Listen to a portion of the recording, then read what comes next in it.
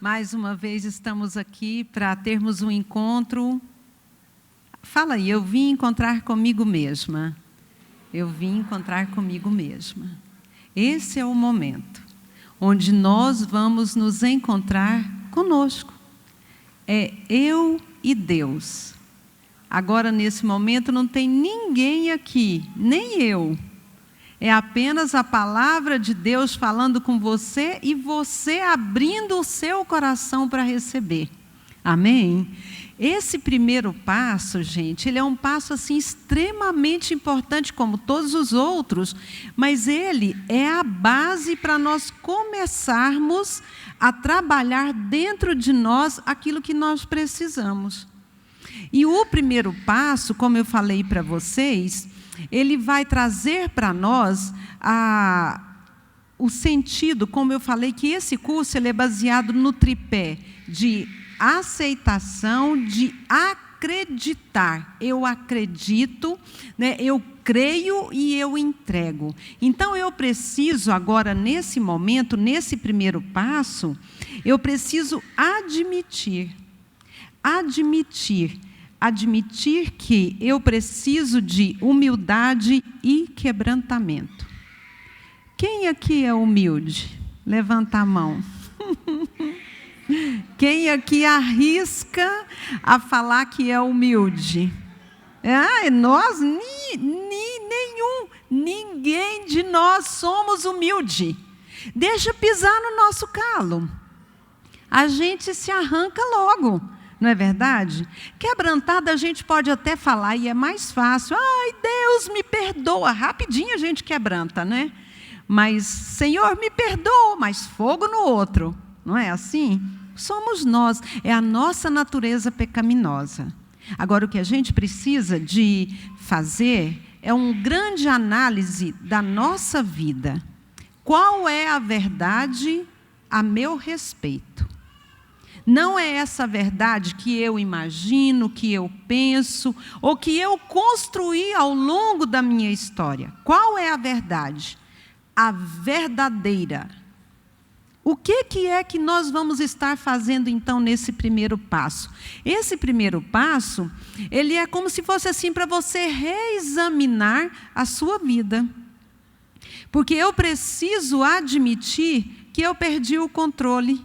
Eu preciso admitir que eu não estou conseguindo ter uma condução legal da minha vida. Eu preciso admitir que sem Deus eu não consigo levar, que eu sou impotente diante da circunstância, diante da situação que eu me encontro até hoje, isso olhando para dentro de mim. Não estou nem falando diante das circunstâncias que nos cercam, não. Eu estou falando isso para dentro de nós. E quando a gente fala assim, eu sou impotente, as pessoas já falam, eu não sou. Já arranca logo a primeira arma e já se posiciona. E nós precisamos de reconhecer isso. E esse reconhecimento, ele começa com pequenos passos. Mas é um passo. É um passo que eu dou, tendo a certeza daquilo que eu quero e daquilo que eu estou tomando a minha decisão. E toda a jornada, ela começa com o primeiro passo. Por isso, mexa-se. Não fique parada. Aquelas que param na vida, daqui a pouco você vai olhar lá para frente, aquelas que prosseguiram dando passos trêmulos, arrastando, elas estão longe e você ficou tão distante que você sozinha agora não consegue prosseguir. Então, esse momento aqui é um momento não para você ver a distância que você está do real. Não é um momento para você olhar e falar, como eu queria estar lá na frente. Não. É um momento para você olhar e dizer, a partir de hoje eu vou fazer diferente. Eu vou tomar uma decisão agora, uma decisão de mudança. Não é o ano da mudança, gente? Então é o momento de nós mudarmos de atitude, procurarmos conhecimento. Falta de conhecimento não é, porque aqui na igreja, a igreja oferece tudo, todos os recursos, todas as ferramentas para você crescer. Aqui só não cresce quem literalmente não quer. Quem não quer, não cresce. E mesmo assim, a gente ainda não desiste, não. A gente ainda vai lá, cutuca, não é? A gente arrasta a pessoa, a gente tenta fazer com que essa pessoa se inspire para poder continuar crescendo. Agora, se de tudo ela não quiser, obrigar ninguém obriga, não é verdade? Então, eu espero que vocês tenham entendido o propósito desse primeiro capítulo, assim como a parte da introdução mexeu muito conosco, esse primeiro capítulo vai mexer mais ainda. E pode ser porque os exercícios lá colocou textos da Bíblia, né, para a gente avaliar a nossa vida, como que foi a minha, né, olha, escreva uma oração, releia o capítulo, anote as dificuldades que você tem para reconhecer a sua impotência e a sua inabilidade de controlar bem a sua vida. Poxa, mas começa assim a dar parece que um soco na boca do estômago, não é? Porque eu vou ter que escrever a minha dificuldade, a minha, não a do outro. A minha inabilidade, eu vou fazer uma avaliação de mim mesma. E eu vou ter que colocar isso de uma maneira muito real, muito simples, para que eu mesma possa me entender. Eu não vou contar para mim uma situação que eu vivi, eu vou descrever qual é o meu sentimento. A dor que eu senti, não para ficar na dor, meninas, não é isso. Eu vou colocar a minha dor para reconhecer a minha impotência e buscar a ajuda de Deus, porque senão eu vou ficar na minha autossuficiência. E autossuficiente nós fomos até hoje. A autossuficiência é boa, ela nos faz mover, sim, mas eu não sou autossuficiente, eu dependo de Deus. E nessa dependência, o livro traz temas assim extremamente importantes.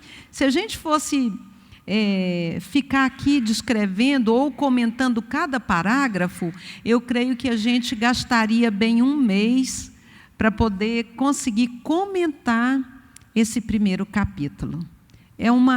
É tremendo, e eu peguei assim os pontos mais que eu julguei ser mais importantes, e você, dentro do que eu estiver falando, você também vai olhar pelo que você fez, e você vai compartilhar aquilo que foi mais tocante para você, tanto no desenvolvimento do exercício lá em casa, quanto na aula aqui que está sendo ministrada, tá bom?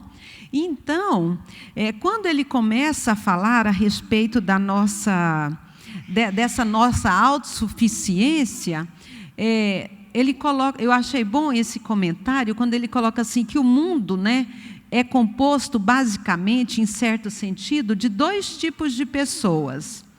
Aquelas que se sentem, aqueles que não sentem e nem reconhecem as fraquezas emocionais ou espirituais. Ele não reconhece de forma alguma. Ele é uma pessoa muito forte. Ele é independente. Essa é a postura e o conhecimento, a crença que ele tem de si mesmo. Não sabendo muitas das vezes que esses fortes que falam assim, eles são tão frágeis que quando você quebra essa fortaleza dele, ele se torna indefeso e não sabe o que fazer. Então, não tem fortaleza nenhuma, né, os independentes. E tem também aqueles que sentem e reconhecem as suas fraquezas e limitações emocionais e espirituais, que são os dependentes, que são os reconhecidos no mundo como os fracos.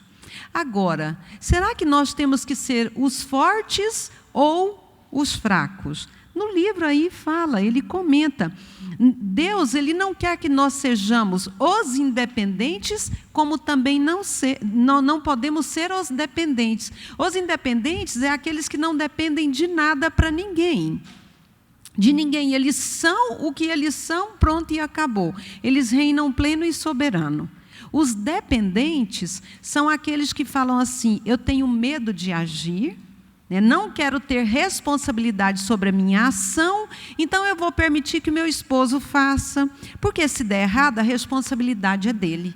Eu vou permitir que meu pai, minha mãe, meu namorado, quem quer que seja, meu companheiro, faça, tome a decisão, porque a responsabilidade é dele e não minha. enquanto que todas as nossas ações eu tenho que ser responsáveis. Então, eu tenho que me responsabilizar pelas minhas atitudes. Então, Deus, Ele quer que nós sejamos interdependentes uns dos outros. Deus quer que nós sejamos dependentes da graça e da misericórdia dEle, e aqui nós sejamos interdependentes. Uma hora eu posso ser forte, dar a mão para o meu irmão, outra hora eu posso ser fraca e necessitar da ajuda do meu irmão. E nessa troca, nós construímos, como a pastora Cássia falou, relacionamentos de 40 anos de duração, e vai para a vida eterna, não é verdade? Vamos ver já estamos vendo os nossos netos, bisnetos, e se Deus quiser, os nossos tetranetos. Não é assim? Quem viver, verá.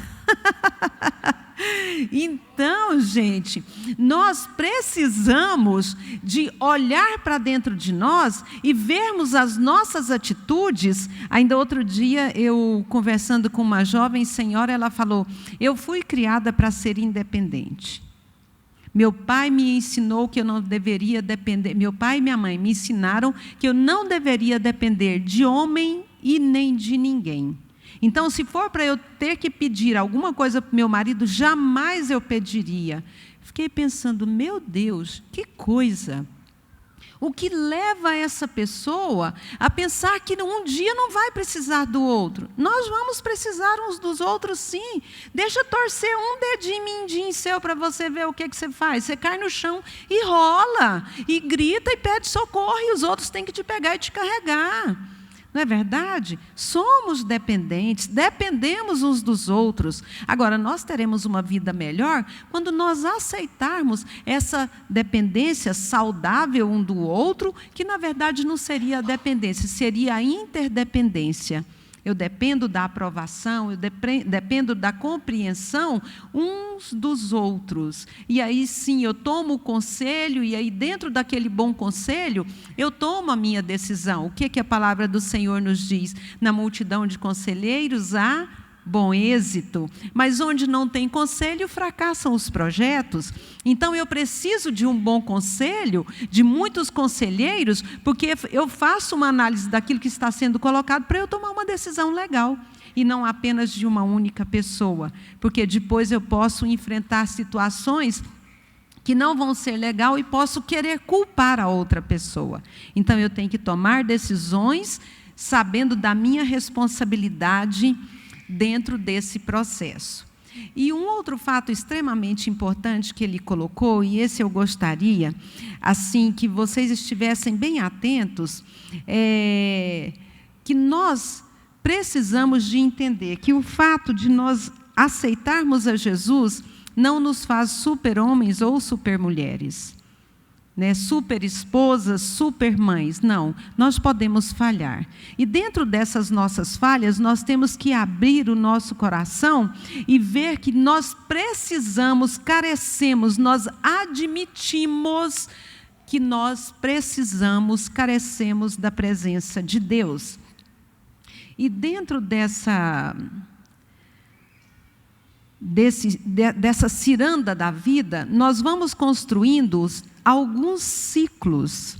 E esses ciclos, eu gostaria que vocês olhassem juntamente comigo na página 47 do livro, quem tem o livro, a página 47. Esse ciclo vicioso, ele é o que todos nós praticamos, porque todos nós somos frutos de uma família disfuncional. Lembra lá na primeira aula, quando eu falei para vocês? De repente, um pai que era violento, um pai que fazia uso de bebida, um pai ou alguém que te criou, né? E você sofreu maus tratos, e você, muitas das vezes, você fala assim, eu não vou ser desse jeito. Eu nunca vou pôr álcool na minha boca, não bebo de jeito nenhum. Ele nunca bebeu, aquela pessoa. Mas o comportamento violento que o pai apresentava para a mãe, ou que a mãe apresentava para os filhos, a pessoa traz consigo até hoje. Por quê? Porque ele aprendeu o ciclo que as pessoas utilizam para se livrar da dor. Então, esse ciclo vicioso, ele começa aí com o ponto número 1, ele vai falar que todos nós temos as nossas dores. Ciclo 1. E nós procuramos alguma coisa para aliviar a nossa dor. Nós procuramos com ativismo, nós procuramos com excesso de comida, ou com pouca comida, com sexo ilícito, com drogas, com exibicionismo. Exibicionismo seriam pessoas que fazem, como que eu diria? Me esqueci, nas boates, as mulheres que tiram a roupa. Como? Striptease. Então, são vícios que a pessoa vai procurando para aliviar a sua dor.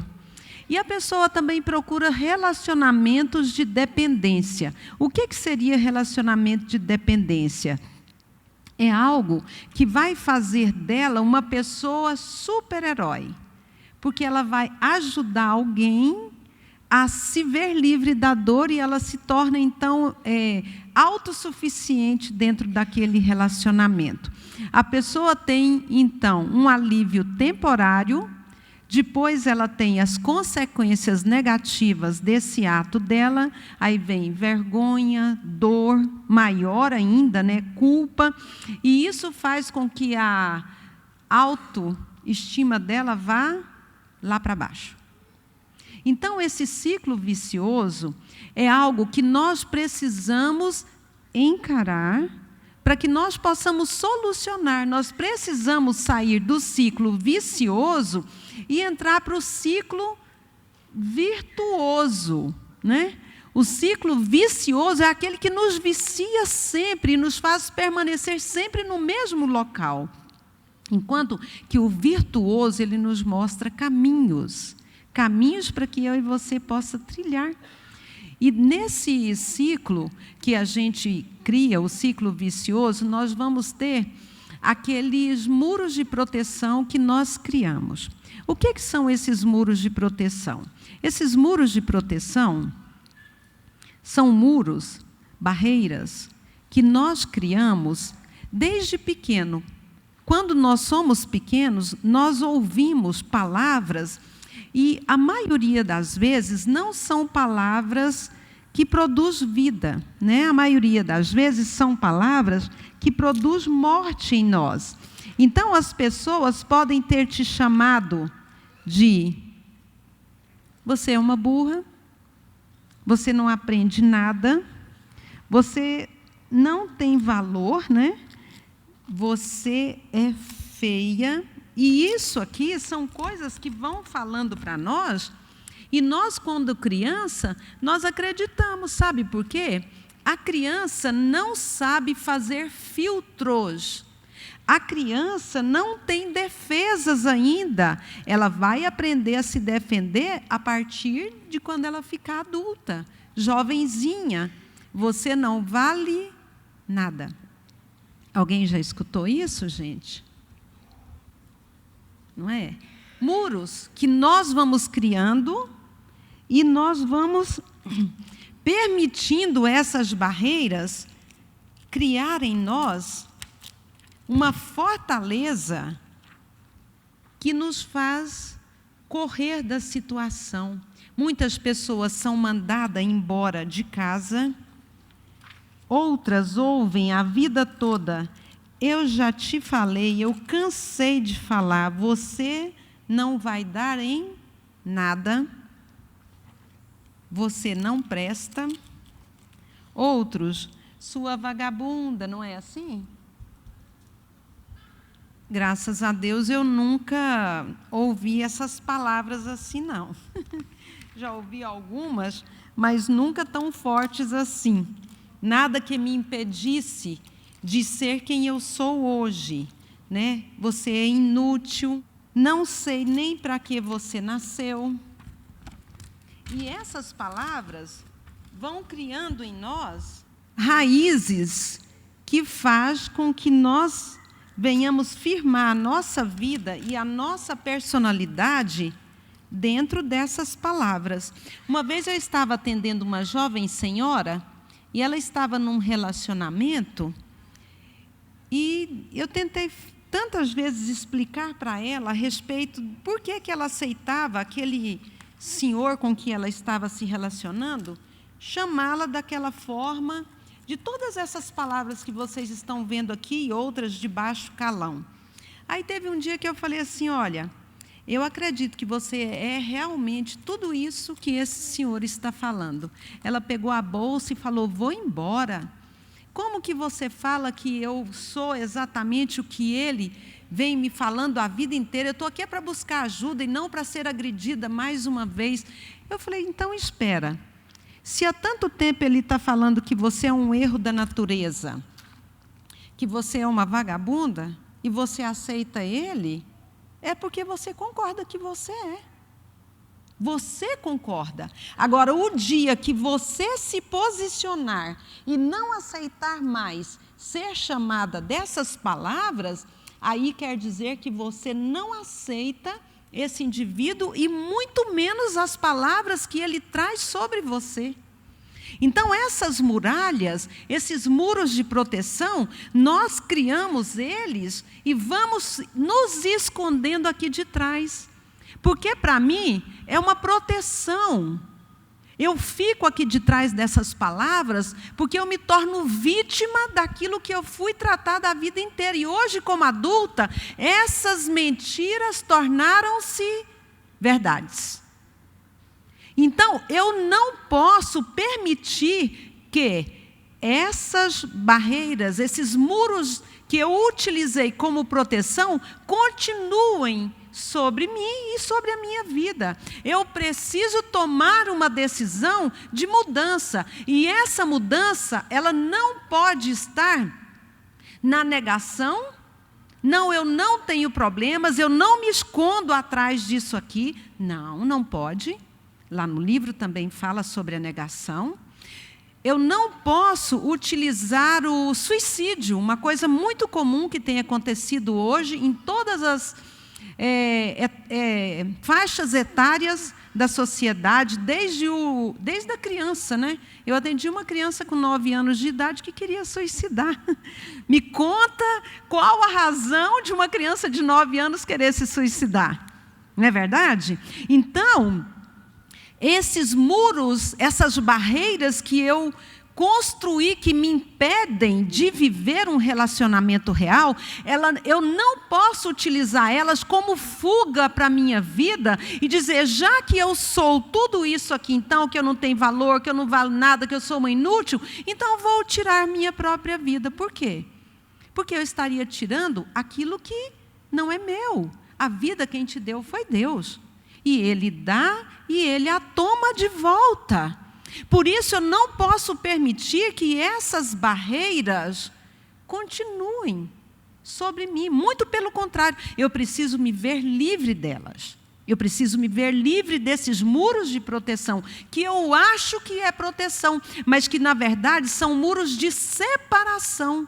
Eu fico querendo ver o que está passando lá fora do mundo, mas eu sou impedida por essa barreira, que é uma consequência do que eu vivi desde a minha infância até aqui. Uns mais, outros menos, mas de alguma forma nós fomos atingidos. E por que nós estamos manifestando esse comportamento agressivo? Por que nós estamos manifestando comportamentos que você mesma não gostaria de ter? Nós vamos ter que buscar a origem disso, porque buscando na origem nós podemos arrancar o mal pela raiz e não vir aqui hoje só cortar a praga aqui em cima e falar, não, cortei, está ótimo, Jesus curou, e sendo uma mentira.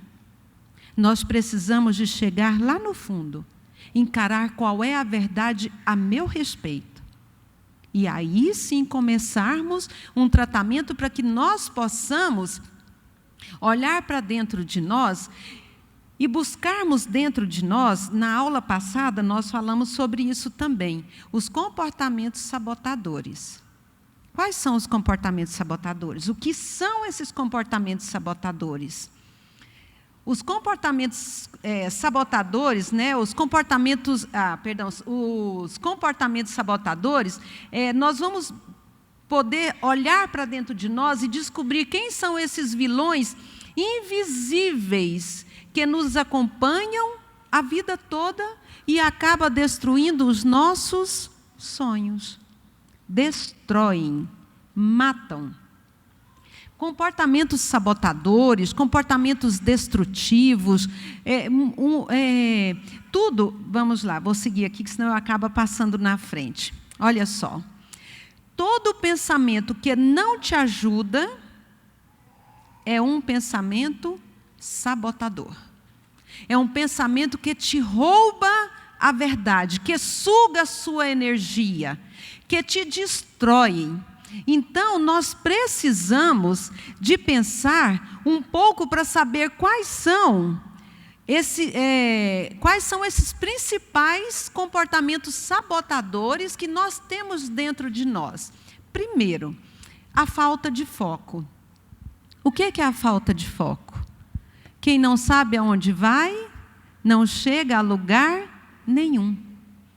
Não chega. Se eu não tenho foco na minha vida, se eu não tenho um projeto de vida, se eu não tenho algo planejado, o que eu quero fazer esse ano, o que eu pretendo fazer, o que eu preciso crescer esse ano, eu estabeleço como meta. Se eu não conseguir o ano que vem, eu continuo com a mesma meta e até aprimoro aquela meta que foi estabelecida. Mas eu preciso ter foco. Eu preciso ter foco. Desmotivação, existem muitos, gente, inúmeros, mas os principais é o que nós vamos estar falando aqui. E você já vai vendo em qual deles que você se encaixa.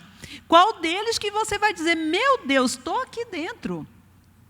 A desmotivação. Eu gostei muito dessa definição, que ele colocou assim, motivação é algo interno. Ninguém pode te motivar. As pessoas podem te inspirar. É apenas um começo, né? Mas só você pode te motivar. Você precisa saber o que te motiva, o que te dá prazer. Um dia, conversando com um jovem senhor, eu perguntei para ele assim, o que te dá prazer? Isso já deve ter uns 4, 5 anos. Ele conseguiu responder? Até hoje. Já tem uns 5 anos e ainda não conseguimos obter a resposta. Extremamente fechado, o cúmulo do fechado, não se abre para a vida, não se abre para a realidade, ainda não descobriu o que dá prazer. Ele começou a praticar o que dá prazer, mas ainda não tem coragem de falar. Entenderam? Ele começou a praticar, mas não tem coragem de falar. E nós precisamos falar. Rios de água vivas fluirão do seu interior. Fluir do interior, como é que flui do interior, gente? É através da fala. Qual água viva que está fluindo do seu interior? Água viva que mata a sede? Ou a água viva que quando a gente está passeando lá pelo mar e está lá os filetes dela que aonde passa queima, né? Aquilo queima que é uma dor horrorosa. Não é essa água viva que nós estamos falando. Nós estamos falando do que flui, da vida abundante que flui de dentro de você. Terceiro, procrastinação. Procrastinação, gente, eu não gosto dessa palavra, mas procrastinação é adiar. É adiar a ação. Se você quer mudança, tome decisões e comece a agir imediatamente. Não o deixe para amanhã. Amanhã eu faço, amanhã eu vou, né? Amanhã eu vou. Amanhã eu vou, amanhã eu faço, amanhã eu começo. E quando vai chegar o amanhã?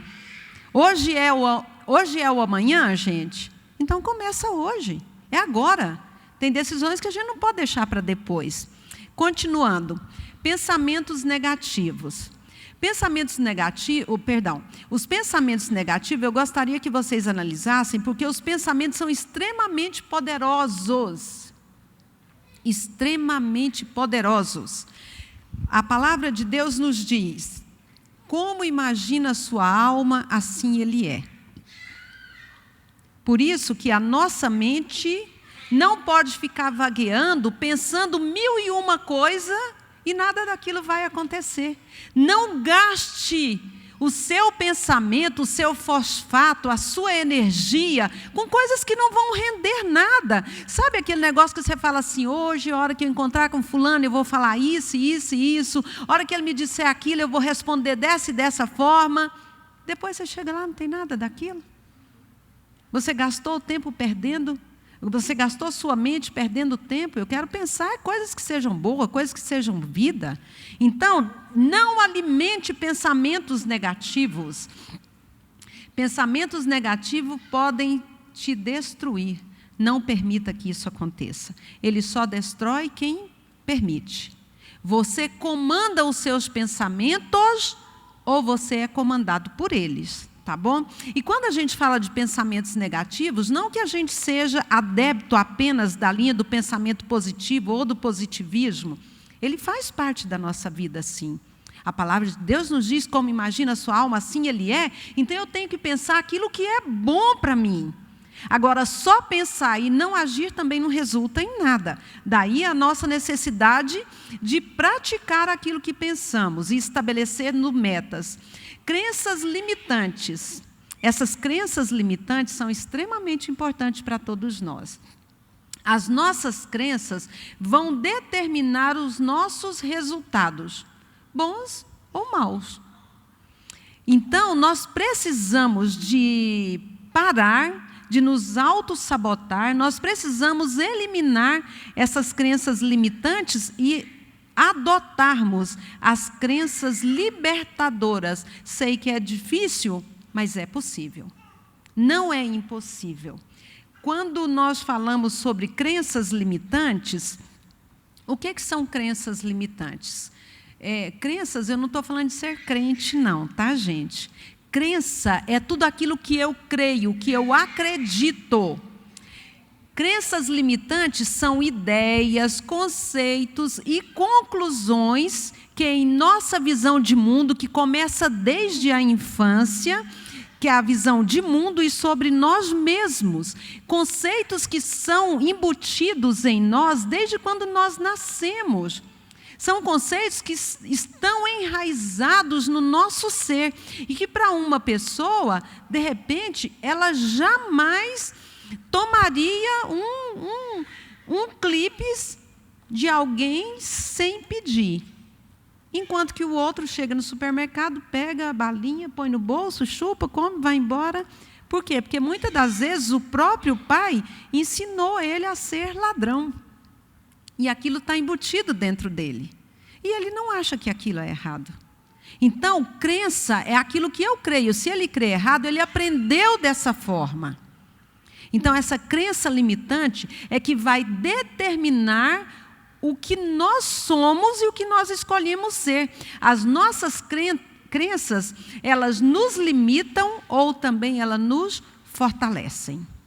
É uma escolha. Eu e você é que vamos escolher qual crença eu quero. Eu preciso que essas crenças sejam verdadeiras. Eu preciso olhar para mim hoje e ver qual é o muro de proteção que eu estou criando para que essas mentiras que se tornaram verdades volte a ser mentiras e outra verdade se estabeleça dentro de mim. Porque Deus, Ele me fez um ser extremamente inteligente. Ele me fez um ser útil, eu posso todas as coisas, eu tenho muito valor, ou seja, eu vou substituir o pensamento negativo imposto sobre mim por um novo pensamento. O ciclo que era vicioso tornar-se-á virtuoso. Por quê? Porque eu vou ter um novo conceito dentro de mim. Então, são comportamentos aprendidos. Aquilo que nós aprendemos que hoje é um desvalor, eu preciso pegar todo esse desvalor e dizer, até aqui você reinou sobre mim, a partir de hoje, não. A partir de hoje eu tenho um novo conceito. Por que um novo conceito? Porque esse novo conceito vai me fazer ver a vida diferente. Vai me fazer ver a vida como ela de fato é. Então, tem pessoas que não sabem dominar a sua vida, tem pessoas que não sabem agir diante da situação. Ela precisa aprender. E nesse aprendizado, nós precisamos... aqui. Dentro dessas crenças, né, então ele coloca assim que as crenças centrais... que desde a infância é possível desenvolver ideias negativas, distorcidas da realidade, ideias equivocadas pela percepção que temos sobre os eventos da vida.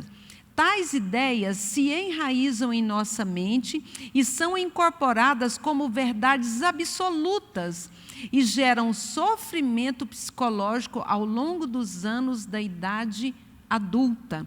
Essas ideias são chamadas, né, lá na terapia cognitiva, de crenças centrais. As crenças centrais, elas podem vir dentro do desamparo, do desamor, do desvalor, como foi colocado, como também ela pode ser colocada dentro em nós os valores reais, os valores libertadores, para nós como vida também na nossa infância. Pessoas que não têm condições, até experimentos da psicologia têm desenvolvido hoje, crianças com deficiência mental limítrofe, né, que é aquela criança que está entre a normalidade e a anormalidade, quando ela está num ambiente estimulador, aquela criança consegue superar a sua deficiência sendo aceita pela sociedade como normal. Enquanto que a mesma criança com o mesmo patamar, que é vivido, que vive em um ambiente estigmatizador, que embute nele que ele é burro, que ele não vale nada, que ele não é nada, ele de fato manifesta a deficiência mental. Então, isso não é apenas algo que nós falamos, é algo que é vivido, não é apenas o que a palavra de Deus diz. A medicina quer provar, a ciência quer provar aquilo que a palavra de Deus já nos ensina há quantos mil anos atrás. Mas graças a Deus que são caminhos e que têm melhorado a cada ano. E essas crenças limitantes, quais são elas? As mais comuns que a gente encontra eu passei da idade para isso, não tenho qualificações necessárias, não consigo, tenho medo de falhar, é tarde demais, não há nada que possa ser feito, sou assim e não consigo mudar, eu nasci assim, eu nasci assim, eu cresci assim, eu vou ser sempre assim, síndrome de Gabriela, né? Então, eu não tenho tempo suficiente, e assim vai. Toda a crença limitante, ela faz com que a pessoa se limite àquilo que ela crê como verdade, e ela se torna a vítima, aquilo que nós chamamos de vitimação. Uma pessoa que, ainda outro dia pela madrugada, orando por uma pessoa, eu acho incrível como Deus faz, né?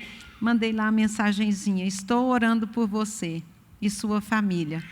Aí a pessoa me mandou na hora, né, uma resposta, que a vida dela não tem mudança, que não adiantava eu orar, porque todo mundo consegue alguma coisa, de menos ela. Então, a crença limitante dela é tão grande que ela acha que nem servir a Deus, nem oração vale mais. Por quê? Porque ela já passou todos os limites da desesperança. E o que é que nós podemos fazer diante de um quadro igual a esse? Orar para que Deus abra os seus olhos espirituais, para que você veja que há esperança. Nós não cantamos? Há esperança para o ferido, como árvore plantado, narado pela dor, ainda que na terra envelheça a raiz, e no chão abandonado o seu tronco morreu. Há esperança para você. Então tem esperança, ao cheiro das águas brotará. Então é essa esperança que nós cremos. Eu não posso permitir que o outro fique detido na vitimação. Tem até um personagem que a gente conhece muito, os mais antigos, né? Ó céus, ó vida, ó azar, eu sei que não vai dar certo. O que é que pode dar certo para essa hiena? Nada. Nunca deu nada certo, né? E você está igual a ela? Como que está a sua vida? Está copiando a ideia da hiena? Você é que vai identificar. Em qual desses tópicos você se encaixa? Qual é a verdade a respeito de si mesma, dos seus pensamentos, das suas emoções? Aquele ambiente que ninguém penetra, a não ser a ação do Espírito Santo de Deus. O único que pode adentrar, se você deixar. Ainda tem isso, se você deixar. Então, o primeiro passo que nós devemos fazer é identificar as nossas crenças limitantes e substituí-las por crenças fortalecedoras. Quando eu falei lá atrás a respeito daquele ciclo vicioso, ele é algo extremamente importante que eu e você precisamos pensar a respeito dele. E nós não podemos permitir que essas crenças limitantes, esses comportamentos sabotadores, venham nos sabotar, venham nos roubar. Por quê? Porque nós temos, o maior campo de batalha que nós temos é a nossa mente. Então, a nossa mente, aqui eu esqueci de colocar em branco, ficou tudo preto, desculpa. A nossa mente é o maior sabotador, é o terreno de maior sabotagem que existe. Na mente, ou você vence, ou você é vencido. É na mente que nós vencemos. Quando eu falei lá a respeito do ciclo vicioso, nós temos o comportamento de dependência e de codependência. A dependência, ela é a pessoa que depende do outro para sobreviver. Aí, então, nós temos aqui, é como se fosse assim, uma cadeira do pé quebrado. Se a pessoa sentar, o que vai acontecer? Cair e lá se vai tudo por água abaixo. Então, digamos que o meu marido é uma pessoa dependente. Ele não sabe como agir dentro da situação ou da circunstância e eu tenho que dar um jeito de arrumar essa situação. Então, eu vou ser o pé da cadeira quebrada. Eu vou olhar para essa situação e vou falar, essa situação não está tão ruim assim. Então, eu vou remendar isso aqui, de maneira que as pessoas vão olhar e vão falar assim, não, ela está vivendo bem. Ela está conseguindo superar a situação. E dessa vez agora vai render. Agora vai. Então, a cadeira fica lá desse jeito. A única pessoa que não vê a feiura da cadeira é você. A única. E ela só fica dessa forma até a primeira, vamos dizer, até a primeira crise. Porque a hora que vier a primeira crise, que o marido ou a mulher, tanto faz, né? Mas aqui como eu estou falando para um grupo de mulheres, quando o marido ou a família sentar-se nessa cadeira, o que vai acontecer? A perna vai soltar e vai tudo para o chão de novo. Então, eu não posso ser o pé da cadeira quebrada. Não. Eu preciso estimular o meu marido, o meu filho a tomar o posicionamento certo. Sabe por quê? Quando a pessoa não sofre o dano das suas atitudes, ele vai continuar praticando.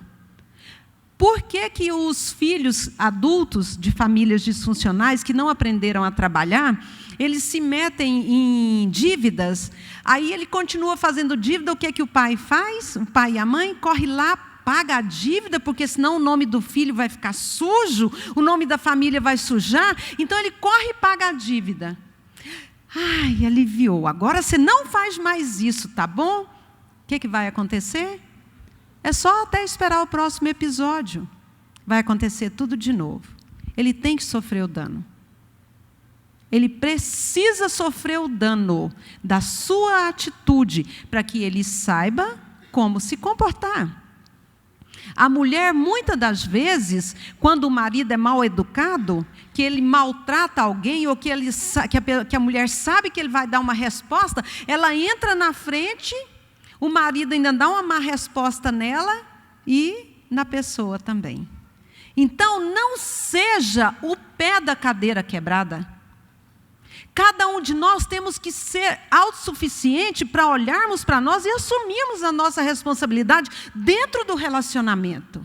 Se o marido é inconsequente, ele vai sofrer o dano da inconsequência.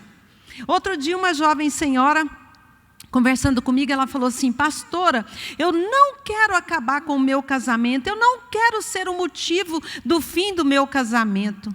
Eu falei: mas quem falou que você é o motivo do fim do seu casamento? Casamento quer dizer fidelidade, companheirismo, unidade. O seu marido está vivendo isso? Não. Então quem está pondo fim no casamento? Ele. Então a conversa séria que você precisa de ter com seu marido é falar: olha, as responsabilidades dentro do casamento é essa. Quem está sendo infiel, quem está roubando da família, quem está tendo um comportamento contrário à família, é você e não eu. E o marido fica culpando ela do fim do casamento, e ela aceitando, chorando: eu não quero ser o fim. Meu Deus, olha o tamanho da vitimação. A vítima. Não somos a vítima. Nós precisamos saber responder, não de forma para acabar com o casamento, mas para construirmos o casamento. Um casamento legal, um casamento ponderado, um casamento onde eu e você tenham liberdade de expressão, temos liberdade de vida. Ele precisa ser tratado como casamento. E a pessoa, o marido não pode, ou a mulher não pode ficar culpando o marido, responsabilizando o outro pelas atitudes que ela mesma quer que seja preponderante dentro do seu casamento. Muitas das vezes nós nos tornamos insensíveis. Por quê? Porque estamos aqui de trás desse muro, tanto o homem quanto a mulher. E você está tendo esse conhecimento aqui hoje. Então é para ser aplicado com você, com o seu marido, com os seus filhos, com os netos. O que nós estamos fazendo? Qual a ação sabotadora que você precisa de utilizar? Se eu entregar, como é no terceiro passo, se eu entregar a minha dor, eu vou deixar de ser o centro da atenção da família. Não, eu não preciso de atenção de ninguém. Eu preciso de ser vida e dar vida. Eu preciso prosseguir com a vida. E para prosseguir com a vida, eu preciso de sair desse ciclo. Eu preciso entrar no canteiro da minha mente. Eu preciso entrar lá e semear aquilo que é bom. Eu não preciso ser o centro das atenções, o sabotador prestativo. Ele faz tudo para todos, de menos para ele mesmo. De menos para ele mesmo. Não é verdade? Então, nós podemos ajudar o próximo? Podemos. Mas a gente tem que ter limite. Primeiro, ajude sua própria casa. Organize sua própria casa.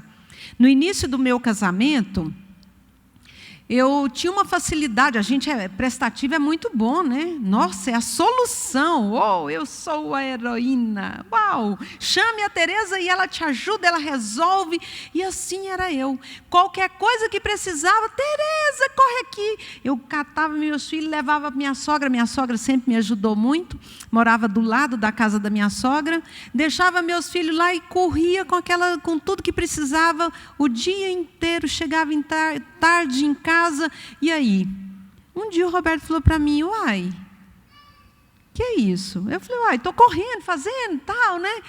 Ele falou: não, a primeira casa que você tem que correr é com a sua. Entenderam?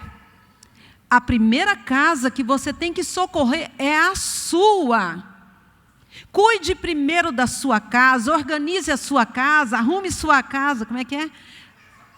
Arrume sua casa, arrume sua vida, né? A pastora Cássia levantou essa questão aí, ótima. Então, arrume sua casa, cuide dos seus filhos, não vá cuidar dos filhos dos outros, cuide dos seus. Arrume sua casa, organize tudo. O tempo que você disponibilizar posterior a isso, aí sim você pode ajudar as outras pessoas. Mas fora disso, não. Nem Deus mandou você fazer isso. Tudo que vier à tua mão para fazer, faça segundo as tuas forças. Não vá ser o pé da cadeira quebrada.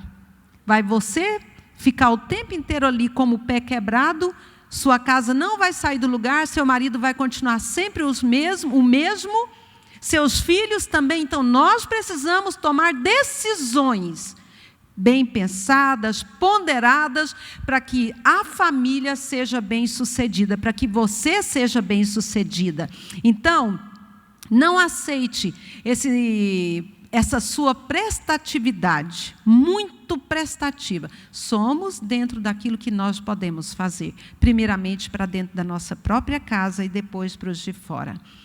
A autossabotagem, ela é uma armadilha criada por nós mesmos. E aí nós temos muitas desculpas, muitas justificativas para poder dizer, não, eu faço assim, é porque meu marido, né, é assim. É porque você aceita, como eu coloquei ali, né, o homem falava que ela era vagabunda, miserável e tudo mais, e ela aceitava e ela continuava com ele. Então é porque ela concordava. Nem casada era, então o que estava fazendo com esse traste na vida?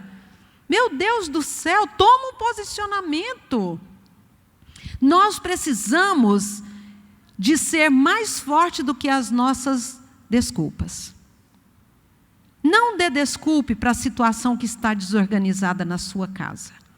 Não dê desculpa para a situação que está desorganizada na sua vida.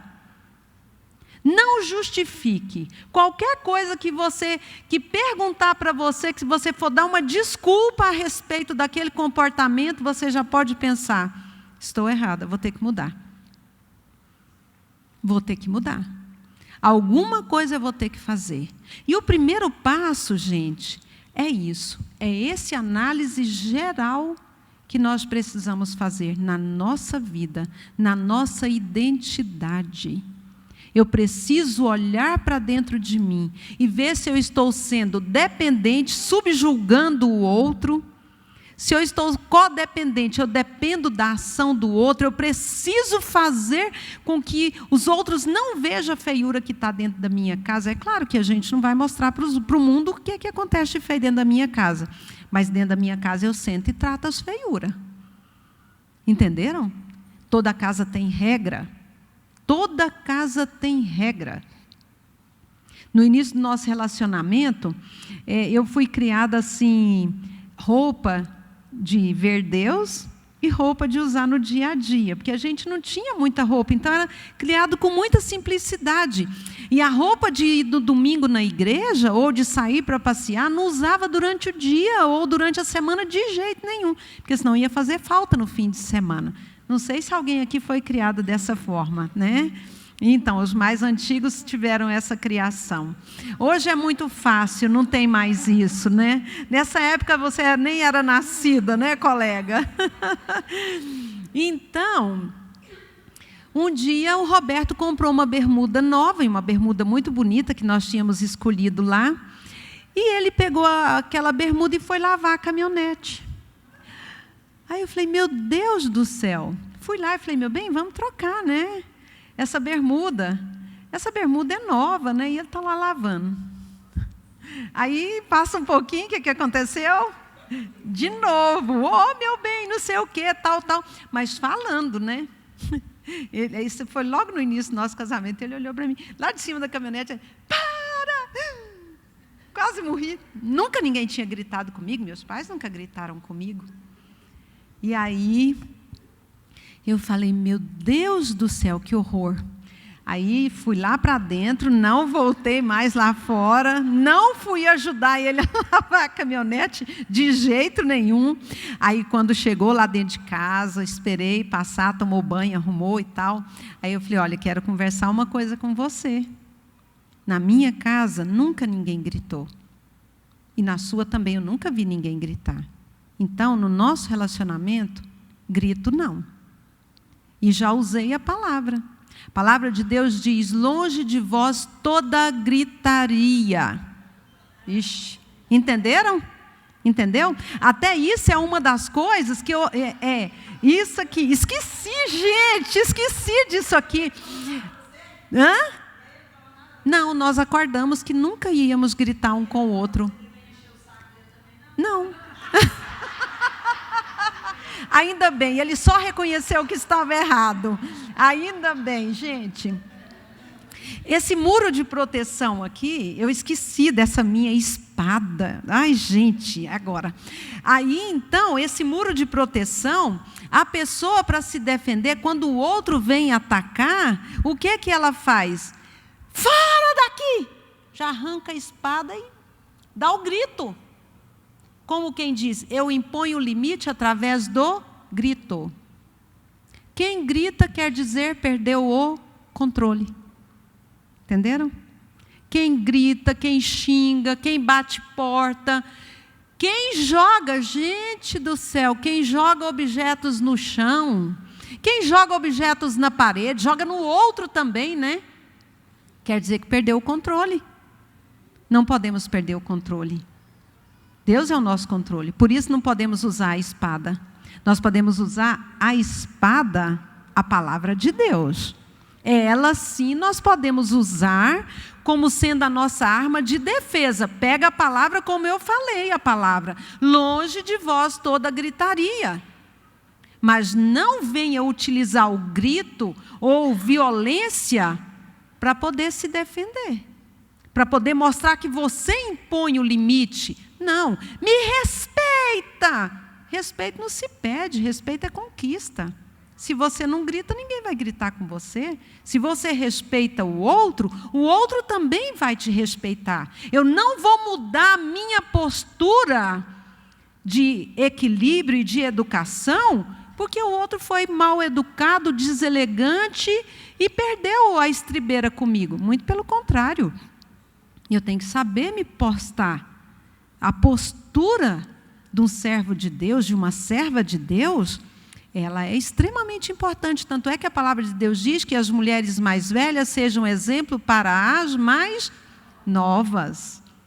Então, saiba que tem olhos ligados em você.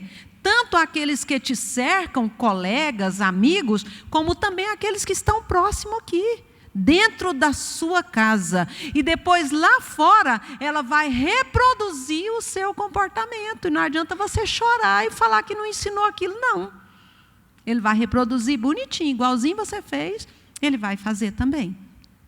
Então, saiba controlar-se, saiba equilibrar-se, saiba pôr fim nesses comportamentos sabotadores e nessas crenças limitantes. Analise sua vida, faça uma análise, tome uma postura, tome uma decisão e mude a partir de agora. Amém, meninas? Deus abençoe vocês. Muito obrigada por mais uma vez nos ouvir. Cada um já tem os seus...